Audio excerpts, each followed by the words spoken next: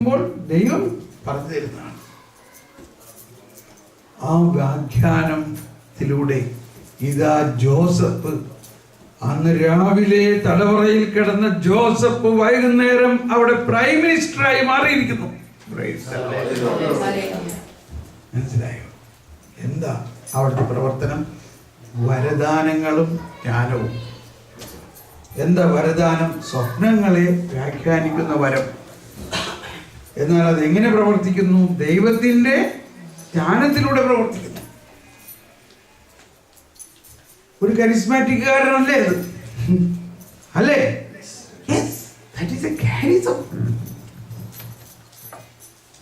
അപ്പൊ ആ കാരിസം അവിടെ രാജകൊട്ടാരത്തിൽ ജ്ഞാനികളായിട്ടുള്ള ഒരുപാട് ശാസ്ത്രജ്ഞന്മാരുണ്ടായിരുന്നെങ്കിലും അവരാർക്കും ഈ കാരിസം ഉണ്ടായിരുന്നില്ല. അവരാരും ദൈവത്തിന്റെ ജ്ഞാനത്തെ അതിനു വേണ്ടി വിളിച്ചില്ല, പറഞ്ഞില്ല. അത് കഴിഞ്ഞപ്പോൾ രാജാവ് പറയുകയാണ്, രാജാവ് തന്റെ മുദ്രമോതിരം ഊരിയെടുത്ത് അവനെ അണിയിച്ചിട്ട് പറയുകയാണ്, ഇതുപോലെ ദൈവജ്ഞാനം കൊണ്ട് നിറഞ്ഞ മറ്റൊരാളെ നമുക്ക് കണ്ടെത്താൻ സാധിക്കുമോ? അതുകൊണ്ട് നമുക്ക് ഇദ്ദേഹത്തെ ഈ രാജ്യത്തിലെ ഏറ്റവും പ്രധാനിയാക്കി അപ്പോയിന്റ് ചെയ്യാം. സ്നേഹമുള്ളവരെ, ഇത് വളരെ ആവശ്യമായിട്ടൊരു കാര്യമാണ്. ജ്ഞാനത്തിന് വേണ്ടി പ്രാർത്ഥിക്കുക. ഇപ്പൊ പൗലോസ്ലീഹയുടെ ലേഖനങ്ങളിൽ, എല്ലാ ലേഖനങ്ങളിലും പ്രതിപാദിക്കുന്നൊരു വിഷയമാണ് ജ്ഞാനവും വിശ്വാസവും, ജ്ഞാനവും സ്നേഹവും. ദൈവസ്നേഹത്തെ കുറിച്ച് ധാരാളം നമ്മൾ കേട്ടിട്ടുണ്ട്. പക്ഷെ ജ്ഞാനമില്ലാതെ സ്നേഹിച്ചാൽ എന്തായിരിക്കും അവസ്ഥ? അല്ലേ? അപ്പോൾ 1 കൊറിന്ത്യൻസ് 2-ാം അധ്യായത്തിൽ 5-ാമത്തെ വചനത്തിൽ പറയുന്നതാണ്, ഇതാണ്: നിങ്ങളുടെ വിശ്വാസം മാനുഷികമായ ജ്ഞാനത്തിന്റെ അടിസ്ഥാനത്തിലാകരുത്, മറിച്ച് ദൈവശക്തിയിലായിരിക്കണം. അതാണ് ഈ വരദാനങ്ങളിൽ വളരുന്നതിന് ആവശ്യമായ വലിയൊരു ഘടകം. ഞാൻ പെട്ടെന്ന് ഒരു ബാഡ് ന്യൂസ് പറയാം, ഗുഡ് ന്യൂസിന്റെ ഇടയിൽ പറഞ്ഞാൽ, വരദാനങ്ങൾ ഉപയോഗിക്കുന്നതിലുണ്ടായ ഒരു തെറ്റ് പറയാണ്. ഇത് വിമർശിക്കാൻ വേണ്ടിയല്ല, നമ്മളെ ഒന്ന് പഠിക്കാൻ വേണ്ടിയാണ്. ഇത് ഞാൻ എല്ലാ ധ്യാനങ്ങളിലും പറയണതാണ്, അതുകൊണ്ട് എന്നോട് ക്ഷമിക്കണം. അത് ഞാൻ എപ്പോഴും അതുപോലെ ഒരു വളരെ കൃത്യമായ ഒരു കൺവിക്ഷനാണ് അതിലൂടെ വരുന്നത്. ഒരിക്കലും ഒരു നാട്ടിൽ ധ്യാനം നടത്താൻ ചെന്നപ്പോൾ ഒരാൾ വന്നിട്ട് പറഞ്ഞു, ബ്രദറെ, എൻ്റെ 2 ഫിഷിംഗ് ബോട്ട് 2 വർഷമായിട്ട് ഓടുന്നില്ല. ബ്രദർ ഒന്ന് പ്രാർത്ഥിച്ചിട്ട് എന്തായാലും കാരണം ഒന്ന് പറഞ്ഞു. ശ്രദ്ധിക്കണേ, എല്ലാവരും ശ്രദ്ധിക്കണം. ഞാൻ പറഞ്ഞു, ഇത്തരത്തിലുള്ള കാര്യങ്ങൾ വരദാനങ്ങൾ ഉപയോഗിച്ച് പ്രാർത്ഥിക്കാൻ പാടില്ല. വരദാനങ്ങൾ എന്തിനുള്ളതാണ്? ആത്മീയ കാര്യങ്ങൾക്കുള്ളതാണ്. അയാളൊരു ഷോക്ക് അടിച്ച മാതിരി അദ്ദേഹം പറയാം, സാറിനെ പോലെയുള്ള ഒരാൾ പ്രാർത്ഥിച്ചിട്ട് സന്ദേശം തന്നതനുസരിച്ചിട്ടാണ് ഞാൻ ബോട്ട് മേടിച്ചത്. മനസ്സിലായോ? ഇപ്പൊ ഇത് നമുക്ക് നമ്മുടെ ഒരു ഉത്തരവാദിത്വം പോലെ കേട്ടോ. നിങ്ങൾ ഈ കരിസ്മാറ്റിക്കുകാർ സന്ദേശം തന്നിട്ടാണ് ഞാൻ ഈ ബോട്ട് മേടിച്ചത്. അപ്പൊ ഞാൻ പറഞ്ഞു, അത് തെറ്റാണ്. കരിസ്മാറ്റിക്കിൽ വരദാനങ്ങളെല്ലാം ആത്മീയ അഭിവൃദ്ധിക്ക് വേണ്ടിയുള്ളതാണ്. നിങ്ങളുടെ ബിസിനസിന്റെയോ അല്ലെങ്കിൽ ഇങ്ങനെയുള്ള കാര്യങ്ങൾ പ്രാർത്ഥിച്ചോ, പക്ഷെ അതിന് വരദാനങ്ങൾ ഉപയോഗിക്കേണ്ട ആവശ്യമില്ല. ആത്മീയ വരങ്ങളാണിത്. ആത്മീയ വരങ്ങൾ ആത്മീയ കാര്യങ്ങൾക്കാണ്. ഇപ്പൊ പെട്ടെന്ന് നിങ്ങൾക്ക് ഒരു ഷോക്ക് അടിക്കുന്ന മാതിരി തോന്നുന്നില്ലേ? ഇല്ലേ? നമ്മൾ ഇങ്ങനെയാണോ വരദാനങ്ങൾ സാധാരണ ഉപയോഗിക്കാറ്? വരദാനങ്ങൾ എല്ലാത്തിനും ഉപയോഗിച്ചുകൊണ്ടിരിക്കുകയാണ്. അതുകൊണ്ടുണ്ടാവുന്ന കൃത്യമായ ഒരു അപകടമാണ് ഇപ്പൊ ഇതിനകത്തൂടെ പറയുന്നത്. ഞാൻ പറഞ്ഞു, അപ്പൊ പുള്ളി ആളുടെ പേരും ഒക്കെ പറഞ്ഞു. ഞാൻ പറഞ്ഞു, ഒരുപക്ഷെ ദർശനം. അപ്പോ അദ്ദേഹത്തിന് വേണ്ടി പ്രാർത്ഥിച്ചപ്പോ ഈ വരദാനങ്ങൾ ഉപയോഗിച്ച് പ്രാർത്ഥിച്ച ആൾ പറയാണ്, ഞാൻ 2 ബോട്ട് ദർശനത്തിൽ കാണുന്നുണ്ട്, അതുകൊണ്ട് നിങ്ങൾ ബോട്ട് മേടിച്ചു. അപ്പൊ ഇയാളാണെങ്കിൽ കശുമാവും തോപ്പും മൊട്ടക്കുന്നിൽ നടത്തണ ഒരു കശുമാവും തോപ്പും മാത്രമേ ഇയാൾക്ക് അറിയുള്ളൂ. ഒന്ന് ആലോചിച്ച് നോക്കും, കശുമാവും തോപ്പും ബോട്ടിന്റെ ജോലിയും തമ്മിലുള്ള വ്യത്യാസം. ഞാൻ പറഞ്ഞു, 2 ബോട്ട് കണ്ട് എന്നുള്ളത് ശരിയായിരിക്കാം, പക്ഷേ അതിൻ്റെ അർത്ഥം അത് മേടിക്കണം എന്നുള്ളതല്ല. ശ്രദ്ധിക്കണം കേട്ടോ. അപ്പൊ ആ ദർശനം, വരദാനത്തിലുണ്ടാവുന്ന ആദ്യത്തെ ആ ദർശനത്തെ, ആ വിഷനെ ദൈവത്തിന്റെ ജ്ഞാനം ഉപയോഗിച്ച് ഇന്റർപ്രറ്റ് ചെയ്യണം. അത് വേറൊരു വരമാണ്.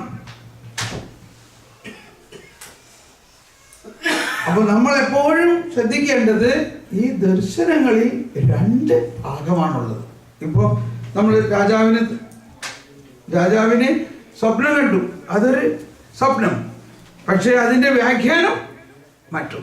എന്ന പോലെ ദർശനത്തിൽ ഒന്ന് ആ കാണുന്ന പിക്ചർ, ആ ദർശനം, എന്നാൽ അതിനെ ഒരിക്കലും നമ്മുടെ മാനുഷിക ബുദ്ധിയിലൂടെ ഇന്റർപ്രറ്റ് ചെയ്യാൻ പാടില്ല. കൃത്യമായിട്ട് പഠിച്ചത് ഇതൊരു വലിയ തമ്പുരുളായിട്ട് എടുക്കണം. ദൈവിക ജ്ഞാനം അപ്പോ തരും നമുക്ക് അതിനെ ഇന്റർപ്രറ്റ് ചെയ്യാൻ. പരിശുദ്ധാത്മാവിന്റെ ജ്ഞാനം നമുക്ക് തരും. അതുകൊണ്ട് നമ്മൾ മാനുഷികമായ ചിന്തകളെ ഫ്രീസ് ചെയ്യണം. അപ്പോ ഇല്ല, ഇത് നമുക്ക് ചിലപ്പോൾ തോന്നും അതായിരിക്കാം അതിന്റെ ഉദ്ദേശം. ഇല്ല, അതല്ല കർത്താവേ, നീ എന്നോട് സംസാരിക്കും, എന്താണ് ഇതിന്റെ ഉദ്ദേശം, എന്താ ഇതിന്റെ വ്യാഖ്യാനം. വ്യാഖ്യാനിക്കാൻ പറ്റുന്നില്ലെങ്കിൽ അത് അപ്പം വ്യാഖ്യാനിക്കല്ല, നമ്മൾ പ്രാർത്ഥിക്കാൻ നമുക്ക് പറയാം. ഞാൻ ഇന്ന് രാത്രി നാളെയൊക്കെ ഒന്ന് പ്രാർത്ഥിച്ചിട്ട് പിന്നെ വിവരം പറയാം. അപ്പൊ ഞാൻ ഇയാളോട് പറഞ്ഞു, ഞാൻ വേണമെങ്കിൽ ഇപ്പൊ അത് പ്രാർത്ഥിച്ചിട്ട് അതിന്റെ ഇന്റർപ്രിട്ടേഷൻ എന്താണെന്ന് പറയാം. എന്നാ സാറേ പ്രാർത്ഥിച്ചു, ഞാൻ പ്രാർത്ഥിച്ചു. അപ്പൊ അതാണ് വേറൊരു വരം. എന്താണ്? Interpreting the visions. അപ്പൊ ആ വരം നമുക്കുണ്ടാകണം, ആ വരവും നമുക്ക് കിട്ടും. അപ്പൊ ആ വരം വെച്ച് ഞാൻ പ്രാർത്ഥിച്ചു, നിർത്താൻ എന്താണ് ഇതിന്റെ ഇന്റർപ്രിട്ടേഷൻ. അപ്പൊ പറയുകയാണ് പരിശുദ്ധാത്മാവ്, അതിന്റെ അർത്ഥം അവൻ 2 ബോട്ടിലാണ് കാല് വെച്ചിരിക്കുന്നത്.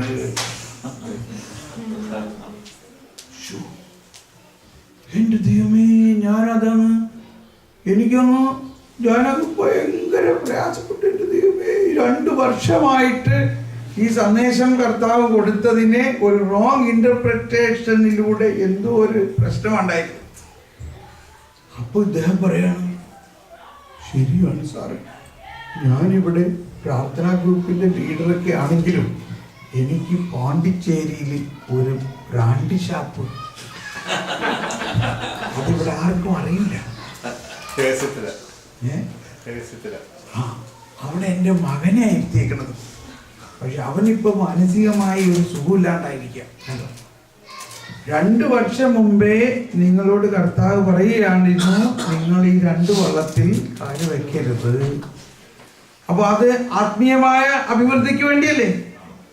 അപ്പൊ ഇതാണ് ദർശനങ്ങളും വരദാനങ്ങളെല്ലാം ആത്മീയ അഭിവൃദ്ധിക്ക് വേണ്ടിയാണ്. 14:26 1 കൊറിന്ത്യൻസ് 14:26 ആ വചനം. 1 കൊറിന്ത്യൻസ് 14:26 എന്ന് വിചാരിച്ച് ഭൗതിക കാര്യങ്ങൾക്ക് വേണ്ടി പ്രാർത്ഥിക്കാം, പക്ഷെ അതിനിങ്ങനെ ദർശനങ്ങൾ വെച്ചുകൊണ്ട് ഒരു ഇന്റർപ്രിട്ടേഷൻ നടത്തേണ്ട ആവശ്യമില്ല. ഇതുപോലെ തന്നെ ഒരാള് എനിക്കറിയാം, അദ്ദേഹം ഒരു ബിസിനസ് നടത്താൻ വേണ്ടി ഒരു സ്ഥലം ദർശനം വെച്ച് പ്രാർത്ഥിച്ച് ആ സ്ഥലത്ത് കൊണ്ടുവന്ന് ബിസിനസിന്റെ ബിൽഡിംഗ് ഉണ്ടാക്കിയിട്ടു. പക്ഷെ ഇപ്പോഴും അതവിടെ കിടക്കുന്നുണ്ട്. സംഭവം അതിനകത്ത് നടന്നിട്ടില്ല. കാരണം നമ്മളെ മാനിപ്പുലേറ്റ് ചെയ്യാണ് അങ്ങനെ നമ്മൾ ചെയ്യുമ്പോൾ. ദൈവം നമ്മളെ തെറ്റിദ്ധരിക്കുന്നില്ല, പക്ഷെ അത് ഒരു റോങ് ഇന്റർപ്രിട്ടേഷൻ ആയിരിക്കും അത്. അപ്പോ പറഞ്ഞു വരുന്നത്, നമ്മൾക്ക് ദൈവം നൽകുന്ന ജ്ഞാനം, അതാണ് ജോസഫ് പറഞ്ഞത്, ഞാനിത് വ്യാഖ്യാനിക്കുന്നത് എൻ്റെ കഴിവല്ല, ഇത് ദൈവത്തിനോട് ഞാൻ പ്രാർത്ഥിക്കുമ്പോൾ ദൈവം നൽകുന്ന ജ്ഞാനമാണ് ഇത് പറയുന്നത്. അപ്പൊ നമ്മൾ ഈ വരദാനങ്ങൾ ഉപയോഗിക്കുന്നവര് കൂടുതലായി ജ്ഞാനത്തിന് വേണ്ടി പ്രാർത്ഥിക്കണം. ഞാൻ നാളെ നിങ്ങൾക്ക് ഒരു വ്യക്തിപരമായ ഒരു പേഴ്സണൽ പ്രേയറിന്റെ ഒരു മോഡൽ കാണിച്ചു തരാം. നമ്മുടെ വ്യക്തിപരമായ പ്രാർത്ഥനയിൽ തന്നെ 2 പ്രത്യേക കാര്യം ചെയ്യാനുള്ളത്. ഒന്ന്, നമ്മുടെ ആന്തരിക മനസ്സിനെയും ചിന്തകളെയും വിശുദ്ധീകരിക്കണം. അതിനൊരു പ്രാർത്ഥനയുണ്ട്. അല്ലെങ്കിൽ പ്രത്യേകിച്ച് ഇന്നത്തെ കാലഘട്ടത്തിൽ നമ്മൾ ടെലിവിഷൻ കാണുന്നു, ഇന്റർനെറ്റ് കാണുന്നു, എന്തെല്ലാം കാര്യങ്ങൾ നമ്മൾ കാണുന്നത്. ഈ കാണുന്നതെല്ലാം ഈ ക്യാമറയിൽ ഇപ്പോൾ റെക്കോർഡ് ചെയ്യുന്നത് പോലെ നമ്മുടെ മനസ്സിലും അബോധ മനസ്സിലും ഇന്ദ്രിയങ്ങളിലും റെക്കോർഡായിട്ട് കിടക്കുകയാണ്. ഇത് നമ്മൾ വിശുദ്ധീകരിക്കാതെ വരദാനങ്ങളുമായി പ്രവർത്തിക്കുമ്പോൾ ഈ ഇന്ദ്രിയങ്ങളിലൂടെ തന്നെയാണ് ഈ വരദാനങ്ങൾ നമ്മൾ കാണുന്നത്. നമ്മുടെ ആന്തരിക ഇന്ദ്രിയങ്ങളിലൂടെയാണ് വരദാനങ്ങൾ പ്രവർത്തിക്കുന്നത്. അതുകൊണ്ട് തന്നെ നമ്മുടെ ആന്തരിക ഇന്ദ്രിയങ്ങൾ വിശുദ്ധീകരിക്കപ്പെട്ടാലേ ഈ വരദാനങ്ങൾ കൃത്യമായി നമുക്ക് ലഭിക്കുകയുള്ളൂ, അല്ലെങ്കിൽ അത് പ്രകടമാകുകയുള്ളൂ. ഒരിക്കലും ഒരു സഹോദരി പറയായിരുന്നു, അവർക്ക് പണ്ട് നല്ല ദർശനപരമൊക്കെ ഉണ്ടായിരുന്നു, കളർ ടെലിവിഷനിൽ കാണുന്ന മാതിരി ഉണ്ടായിരുന്നു. പക്ഷെ ഇപ്പം അതൊന്നുമില്ല. അതെന്താണെന്ന് പ്രാർത്ഥിക്കാമോ? അപ്പോൾ പ്രാർത്ഥിച്ചപ്പോൾ കർത്താവ് കാണിച്ചു തരുന്നത് എന്താ? നമ്മുടെ ഇന്ദ്രിയങ്ങളിൽ ഉള്ള അശുദ്ധിയും മറ്റു വരദാനങ്ങളുള്ളവരെ വിമർശിക്കുന്ന ഒരു സ്വഭാവം ഉണ്ടായിരുന്നു. വരദാനങ്ങൾ ആരിലുണ്ടായാലും അതെല്ലാം പരിശുദ്ധാത്മാവിന്റെ പ്രവർത്തനമാണ്. നമ്മൾക്ക് ആർക്കും മറ്റൊരാളെ വിമർശിക്കാനുള്ള യാതൊരു എന്താ പറയാ, നമ്മൾ വിമർശിക്കരുത്. നമ്മൾ മറ്റൊരാളുടെ വരദാനങ്ങളെ വിമർശിക്കുമ്പോൾ നമ്മളിൽ തന്നെ വസിക്കുന്ന പരിശുദ്ധാത്മാവിനെ ദുഃഖിപ്പിക്കുകയാണ്. അപ്പോൾ ഈ 2 കാര്യം കൊണ്ടായിരുന്നു അത്. അപ്പോൾ അത് രണ്ടിനെയും ആ മറ്റുള്ളവരെ വിമർശിക്കുന്നതിനെ കുറിച്ച് പശ്ചാത്തപിച്ചപ്പോൾ, അതുകൂടാണ്ട് നമ്മുടെ ഇന്ദ്രിയങ്ങളുടെ വിശുദ്ധീകരണവും കൂടി പ്രാർത്ഥിച്ചു കഴിഞ്ഞപ്പോൾ പിറ്റേ ദിവസം തന്നെ അവർക്ക് ആ വരദാനങ്ങൾ കൃത്യമായിട്ട് കളറിൽ കാണാൻ പറ്റി. അപ്പോൾ നമ്മൾ ഒരുപാട് സംഭവങ്ങൾ കാണുന്നുണ്ട്, വായിക്കുന്നുണ്ട്, മാഗസീനുകളും വീഡിയോകളൊക്കെ കാണുമ്പോൾ ഇതെല്ലാം നമ്മുടെ ഇന്ദ്രിയങ്ങളിലൂടെ കടന്ന് ആന്തരിക ഇന്ദ്രിയങ്ങളിൽ വന്ന് കെട്ടിക്കിടക്കും. അങ്ങനെ ആന്തരിക ഇന്ദ്രിയങ്ങൾ, ശ്രവണേന്ദ്രിയം,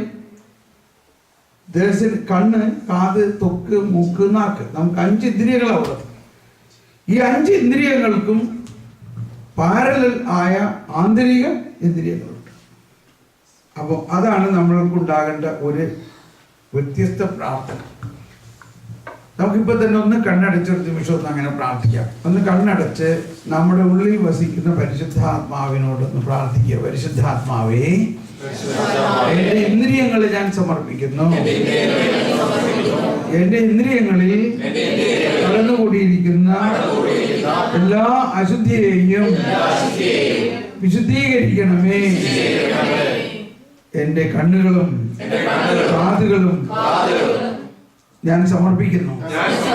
പരിശുദ്ധാത്മാവേ, ഞാൻ കേട്ടിട്ടുള്ളവയും കണ്ടിട്ടുള്ളവയുമായ നിരവധി കാര്യങ്ങൾ എന്നിൽ കൂടിക്കിടക്കുന്നുണ്ട്. അവ വിശുദ്ധീകരിക്കണമേ, വിശുദ്ധീകരിക്കണമേ. മിശിഹായുടെ ദിവ്യാത്മാവേ, എന്നെ കഴുകണമേ. മിശിഹായുടെ തിരുവിലാവിലെ വെള്ളമേ, എന്നെ കഴുകണമേ. മിശിഹായുടെ തിരുരക്തമേ, എന്നെ ശുദ്ധീകരിക്കണമേ. മിശിഹായുടെ തിരുശരീരമേ, എന്നെ ശക്തിപ്പെടുത്തണമേ. പരിശുദ്ധാത്മാവേ, എന്നെ വിശുദ്ധീകരിക്കണമേ. എന്റെ അബോധ മനസ്സിനെയും ഉപബോധ മനസ്സിനെയും ഞാൻ സമർപ്പിക്കുന്നു. ഇനി മൗനമായിട്ടൊന്ന് പ്രാർത്ഥിക്കുക. എൻ്റെ അബോധ മനസ്സിൽ കെട്ടിക്കിടക്കുന്ന അശുദ്ധമായ ഒരു കാര്യം എനിക്കിപ്പോൾ കാണിച്ചു തരണേ.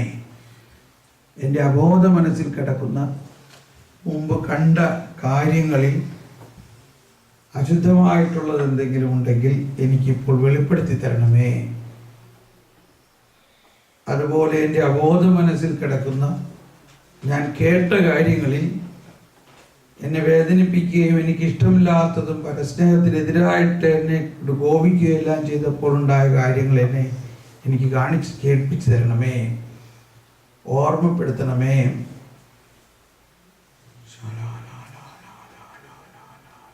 ഇപ്പോൾ ഒന്നൊന്നായിട്ട് ഇങ്ങനെ വരാൻ തുടങ്ങും മനസ്സിലേക്ക്. അതിന് ഈശോയെ, ആ സാഹചര്യത്തിൽ അങ്ങുണ്ടായിരുന്നല്ലോ, ഈശോയെ അതിനെ വിശുദ്ധീകരിക്കണമേ. ഈശോയെ അവിടുത്തെ തിരക്കത്താൽ കഴുകി വിശുദ്ധീകരിക്കണമേ. എൻ്റെ ഹൃദയത്തിൽ, എൻ്റെ മനസ്സിൻ്റെ ഉള്ളറകളിൽ, എൻ്റെ ഇന്ദ്രിയങ്ങളെ കിടക്കുന്ന കാര്യങ്ങളെ വിശുദ്ധീകരിക്കണമേ. ഈശോ തന്നെ പറഞ്ഞിട്ടുണ്ട്, എൻ്റെ പിതാവിനാൽ നടാത്ത ചെടികളെല്ലാം ഞാൻ പിഴുതു മാറ്റും.